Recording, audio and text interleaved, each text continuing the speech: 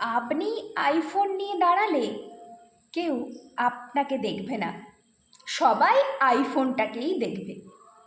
Elon Musk iPhone নিয়ে দাঁড়ালে কেউ আইফোনটা দেখবে না, সবাই ইলন মাস্ককেই দেখবে। আপনি 20,000 টাকার ব্র্যান্ডেড শার্ট পরলে সবাই শার্টটাকেই দেখবে। ঋত্বিক রোশন ফুটপাতের 20 টাকার গেঞ্জি পরলে কেউ দেখবে না তার গায়ে কি আছে, সবাই ঋত্বিককেই দেখবে। তাই ব্র্যান্ডের পিছনে না ছুটে নিজেকে ব্র্যান্ড বানানোর চেষ্টা করুন। গাদাগুচ্ছ টাকা খরচ করে শো অফ করে কিচ্ছু হবে না।